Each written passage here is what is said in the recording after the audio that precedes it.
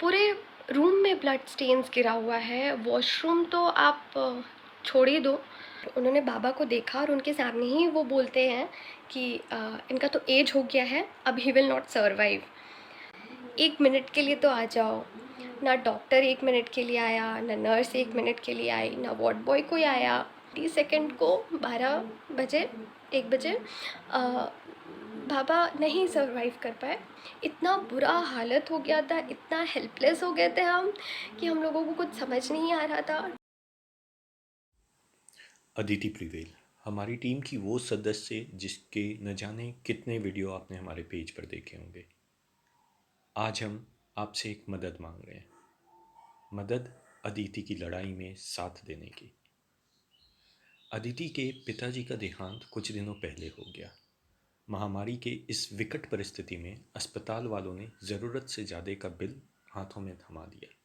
उस समय मानसिक रूप से टूटे होने के कारण कोई कुछ नहीं कर पाया, किंतु कल अदिति को लगा कि जैसा उसके साथ हुआ है वैसा औरों के साथ नहीं होना चाहिए। इसलिए कल रात उसने एक ट्वीट करके मुख्यमंत्री श्री हेमंत सोरेन, उपायुक्त रांची श्री छवि रंजन एवं अन्य जनप्रतिनिधियों से गुहार लगाई कि वे इस ओर ध्यान दें और सुनिश्चित करें कि जैसा अदिति के साथ हुआ वैसा और किसी के साथ ना हो। हेलो एवरीवन, मेरा नाम अदिति है और मैं रांची से हूँ। मैं आज आप लोगों से कुछ अपना पर्सनल एक्सपीरियंस शेयर करने आई हूँ। पिछले मंथ 20 तारीख को 20 अप्रैल को मेरे बाबा का suddenly oxygen level 50s 60s और 70s के बीच में फ्लक्चुएट करने लगा घर पे। तो हम लोग पैनिक होकर के रश में इमरजेंसी स्टेट में हमारे पास की hospital city trust hospital Piska मोड़ में लेकर के उनको गए। तो वहाँ पर जब हम लोगों ने रिसेप्शन में बात किया तो रिसेप्शनिस्ट ने हम लोगों को बताया कि वहाँ एक भी आईसीयू बेड अवेलेबल नहीं है। तो हम लोगों ने बहुत कॉन्टैक्ट से बहुत लोगों से बात करके डॉक्टर से प्लीड करके हम लोगों ने एक आईसीयू बेड जुगाड़ करा, जिसमें हम लोगों ने पापा को एडमिट कराया। तो वो 20 अप्रैल को शाम में 5:30-6 बजे के करीब में वो आईसीयू में एडमिट हो गए बेड नंबर 10 में। तो हम लोगों ने जब एडमिट कराया तो वहाँ देखा कि ऑक्सीजन जब लगा तो वहाँ का जो ऑक्सीजन मॉनिटर है वो काम नहीं कर रहा था। तो जो ऑक्सीजन लेवल हम लोगों ने बाबा का घर में चेक किया था वो 60s 70s के बीच में था, बट वहाँ पर ऑक्सीजन लेवल 88 89 के अराउंड स्टैगनेंट था। वो हिल नहीं रहा था, फ्लक्चुएट नहीं कर रहा था। तो हम लोगों को लगा कि कुछ गड़बड़ है। तो हम लोगों ने नर्स को बोला तो नर्स बोली कि नहीं नहीं कोई प्रॉब्लम नहीं है, सो ठीक है ऑक्सीजन जा रहा है। तो हम लोगों ने भी कुछ नहीं बोला। फिर हम लोग डॉक्टर्स को बुलाने के लिए गए कि एटलीस्ट वो आ कर के बाबा को चेक कर लें। तो डॉक्टर ने साफ़ मना कर दिया आने से। वो इंस्टेड हम लोगों को अपने चेंबर में बुलाए। डॉक्टर ने हमें बुलाया और वो बिना डायग्नोस किए, बिना चेक किए, बिना आरटीपीसीआर रिपोर्ट के लिए बोले। उन्होंने सारा दवाई कोविड का प्रिस्क्राइब कर दिया, सारा इंजेक्शन्स कोविड का प्रिस्क्राइब कर दिया। उनको ये भी नहीं पता था कि बाबा को क्या प्रॉब्लम है, बाबा को कोविड है नहीं है, ये सब से कोई मतलब नहीं। उन्होंने प्रिस्क्राइब कर दिया सारा मेडिसिन्स। तो हम लोगों ने भी उस पॉइंट पे हम लोग कुछ बोल नहीं पाए क्योंकि हम लोग खुद पैनिक के स्टेट में थे। हम लोगों को समझ नहीं आ रहा था। मैं वहाँ अकेली सारा कुछ देख रही थी, तो हम लोगों को समझ नहीं आया कि वहाँ पर क्या करना चाहिए। तो हम लोग दवाई ले आए और दवाई देना शुरू कर दिए। तो जब उस दिन रात में 7 बजे 8 बजे के अराउंड जब मैं आईसीयू में वापस गई बाबा को देखने के लिए, ये चेक करने के लिए कि मेडिसिन्स और इंजेक्शन रात का उन्हें मिला है कि नहीं, मैंने देखा कि आईसीयू का हालत इतना बुरा है, इतना बुरा है। पूरे रूम में ब्लड स्टेन्स गिरा हुआ है। वॉशरूम तो आप छोड़ ही दो, वॉशरूम तो जाने लायक था ही नहीं। पूरे फ्लोर में ब्लड ड्रॉप्स, ब्लड स्टेन्स गिरे हुए, जिसका मैंने पिक्चर भी क्लिक किया। और वहाँ की नर्स ने उस चीज़ को ऑब्जेक्ट भी करा कि आप फ़ोटो क्यों क्लिक कर रही हैं। तो मैंने नर्स को बोला कि आप प्लीज़ इसको साफ़ कर दीजिए एटलीस्ट, कि इतने सारे पेशेंट हैं जो मतलब मेंटली अभी बहुत वीक हो चुके हैं और ये सब इतनी गंदगी देखेंगे तो ये सब चीज़ उनको और पैनिक कर देगा। तो नर्स साफ़ करने के बजाय वो उल्टा मेरे पे चीखने लग गई कि हम लोग पेशेंट को दवाई दें कि यही सब करते रहें। तो वो पॉइंट ऑफ टाइम पे मैंने कुछ नहीं बोला नर्स को, मैं वापस घर चली आई बाबा को वहीं पे छोड़ कर के। तो अगले दिन जब सुबह-सुबह 7 बजे मैं वापस हॉस्पिटल गई, शाम के 7 बजे मैंने एडमिट कराया, अगले दिन सुबह मैं हॉस्पिटल गई। तो बाबा ने मेरे को बताया कि ऑक्सीजन तो रात भर उनको मिला ही नहीं है, मतलब ऑक्सीजन फ़्लो बंद कर दिया गया था रात को। तो मैंने रश में मैं डॉक्टर के पास गई और मैंने उनको बोला कि आईसीयू में बाबा कंफर्टेबल नहीं है, वो एक तो हार्ट के पेशेंट हैं, तो वो वहाँ पर ये सब कुछ देख कर के मैंने बर्दाश्त नहीं कर पाएंगे, इसलिए उनको प्राइवेट वार्ड में शिफ्ट कर दिया जाए। मैं उनके लिए प्राइवेट वार्ड चाहती हूँ हॉस्पिटल में। तो डॉक्टर ने उस चीज़ के लिए साफ मना कर दिया कि नहीं, आपको प्राइवेट वार्ड नहीं मिलेगा। मैं उनके सामने गिड़गिड़ाई, मैंने उनको बहुत प्लीड किया, मैंने बहुत प्लीज़ बोला कि नहीं, मेरे को चाहिए ही प्राइवेट वार्ड। तो बहुत मुश्किल से वो माने, लेकिन उन्होंने बोला कि एक शर्त पे ही आपको प्राइवेट वार्ड मिलेगा कि आपको खुद का ऑक्सीजन सिलेंडर लेकर के आना होगा। तो हम इस चीज़ के लिए भी अग्री कर गए कि ठीक है, अभी जान बचाना ज़्यादा इम्पॉर्टेंट है। हॉस्पिटल से अगर ऑक्सीजन सिलेंडर का व्यवस्था नहीं हो पा रहा है तो कोई बात नहीं, हम लोग खुद लेकर के आ जाएंगे ऑक्सीजन सिलेंडर। तो 7:30-8 बजे के अराउंड उनको प्राइवेट वार्ड में शिफ्ट किया गया 21 अप्रैल को। तो उस पॉइंट ऑफ टाइम तक 2-3 ऑक्सीजन सिलेंडर्स का जुगाड़ हो गया था, लेकिन वो 1-2 घंटे बाद आने वाले थे। तो हॉस्पिटल के सिक्योरिटी गार्ड से कॉन्टैक्ट करके हम लोगों को एक सिलेंडर मिला हॉस्पिटल से, जो उस टाइम पे बाबा को हमने लगा दिया। तो वो सिलेंडर चला लगभग 4-5 घंटे। उसके बाद वो सिलेंडर ख़त्म हो गया और हम लोगों ने अपना ऑक्सीजन सिलेंडर फिर उनको रिफ़िल करके ऐसे देना शुरू किया। तो 21 को पूरा का पूरा सिलेंडर सुबह को छोड़ कर के बाकी सारा हमारा खुद का था। फिर 21 का रात को बाबा का हालत बहुत ख़राब होने लगा। इस बीच हम लोग बहुत बार डॉक्टर्स के पास गए कि आप प्लीज़ चलो, आप एक बार पेशेंट को एटलीस्ट देख लो कि उनको कोई प्रॉब्लम तो नहीं है, एटलीस्ट एक बार डायग्नोज़ कर लो, आप अपने आँख से एक बार देख लो।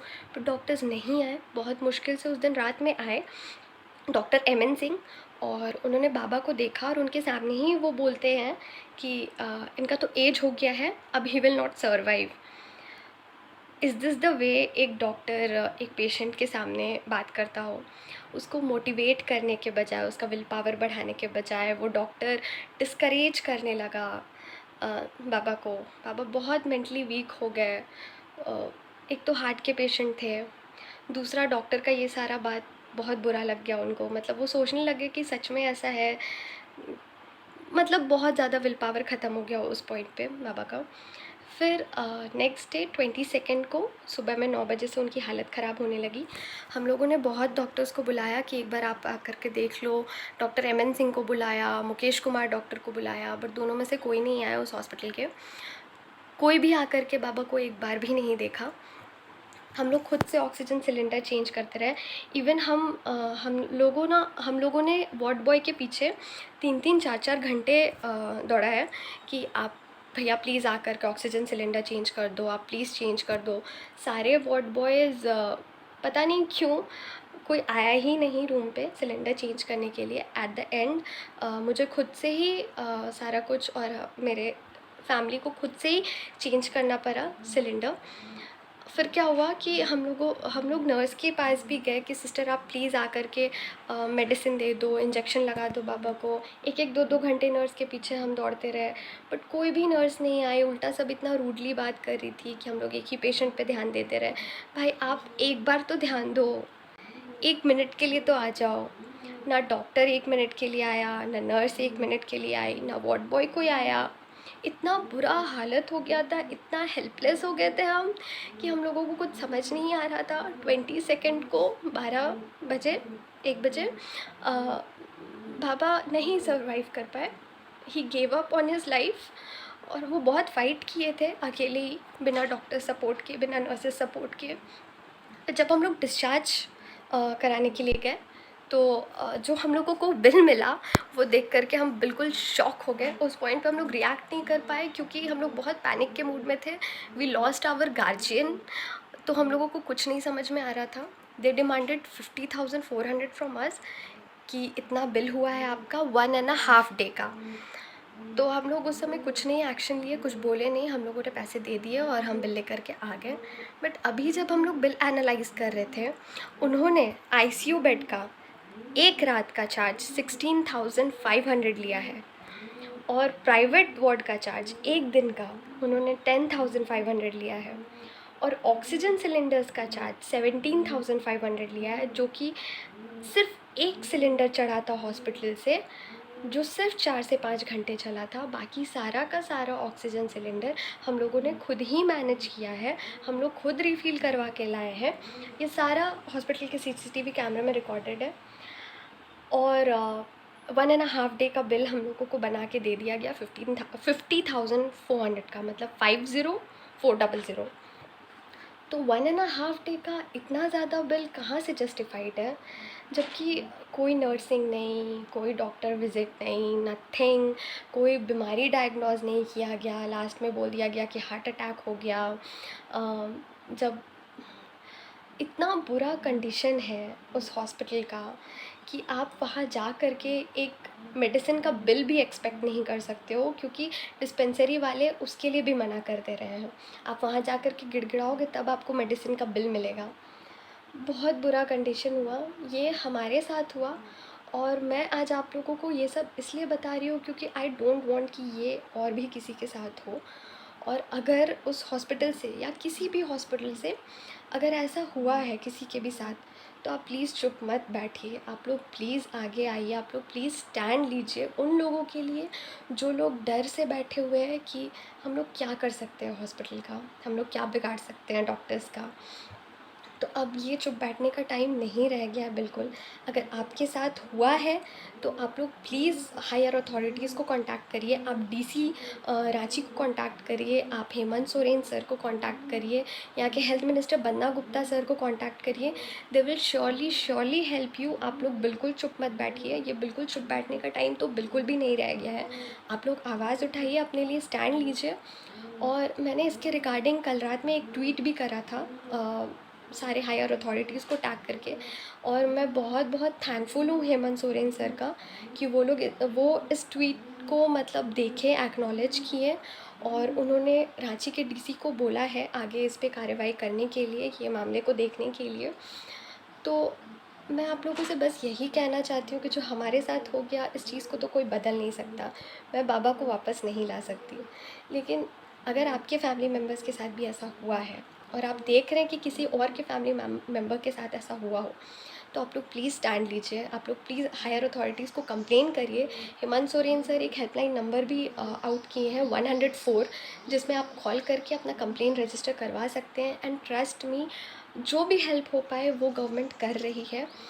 और मैं सारे डॉक्टर्स से एक रिक्वेस्ट करना चाहती हूँ, सारे नर्सिंग स्टाफ से, वार्ड बॉय से एक रिक्वेस्ट करना चाहती हूँ कि अगर आप पेशेंट को मोटिवेट नहीं कर पा रहे हो तो कोई बात नहीं, आप एटलीस्ट डिमोटिवेट मत करो पेशेंट को, या पेशेंट के साथ जो फैमिली मेम्बर आए हैं आप उनको प्लीज़ डिस्करेज मत करिए, उनसे रूडली मत बात करिए, because you don't know what they are going through. एक फैमिली मेम्बर के साथ ऐसा हो जाना इज़ लाइक कि पूरा फैमिली ख़त्म हो जाता है, और ये जिसके साथ हो रहा है सिर्फ वो समझ सकता है। तो मैं रिक्वेस्ट करती हूँ आप लोग प्लीज़ पैनिक मत करिए किसी भी चीज़ से, जो गलत है वो गलत है, आप उस चीज़ के लिए स्टैंड लीजिए and please come forward for this. और बस इतना ही कहना था आप लोगों से। मुझे भी हिम्मत मिली किसी और का केस देख करके, क्योंकि उस हॉस्पिटल से सिर्फ मैं ही एक ऐसी पेशेंट, मेरा ही एक ऐसा पेशेंट नहीं है जो ऐसा हुआ, देयर आर मोर पीपल जिनके साथ ऐसा हुआ है। तो आप लोग प्लीज़ इस चीज़ को एक्नॉलेज करिए और बस, थैंक यू। मुख्यमंत्री श्री हेमंत सोरेन ने इस ट्वीट के बाद श्री छवि रंजन को मामले की जांच के आदेश दिए और श्री छवि रंजन ने उस पर त्वरित कार्रवाई की और नतीजा यह निकला कि अस्पताल से अदिति को आज बुलाया गया और उन्हें कुछ पैसे तो वापस किए गए और ये भी कहा गया कि आगे भी जांच जारी है। और इसके लिए हमारी ओर से मुख्यमंत्री श्री हेमंत सोरेन एवं उपायुक्त रांची श्री छवि रंजन को बहुत बहुत धन्यवाद। आप अस्पताल वालों से हम कहना चाहेंगे कि आप लोगों को तो आम इंसान ने भगवान का दर्जा दिया है, तो मरीज़ या मरीज़ के परिजनों के साथ कम से कम अच्छा व्यवहार करें, उनका इलाज करें, उन्हें प्रोत्साहित करें कि वह ठीक हो सकता है। और मैं थैंक यू बोलना चाहती हूँ हमारे मुख्यमंत्री श्री हेमंत सोरेन जी को, जिन्होंने ना ही सिर्फ मेरे ट्वीट को देखा बल्कि उस पे रिप्लाई भी किया।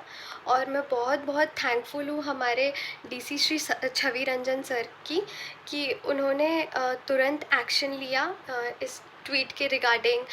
ये सारा केस एनालाइज़ किया और तुरंत उन्होंने अपने टीम को हॉस्पिटल में भेजा सारा जांच करने के लिए। और जिसका आउटकम अभी ये हुआ है कि आज मुझे हॉस्पिटल से फ़ोन आया और हॉस्पिटल वालों ने मुझे अभी कुछ पैसे रिफ़ंड किए हैं। और उन्होंने बोला है कि बिल समराइज़ करके और वो लोग देखेंगे कि और कहाँ से वो लोग ज़्यादा चार्ज किए हैं कि वो रिफ़ंड हो सके।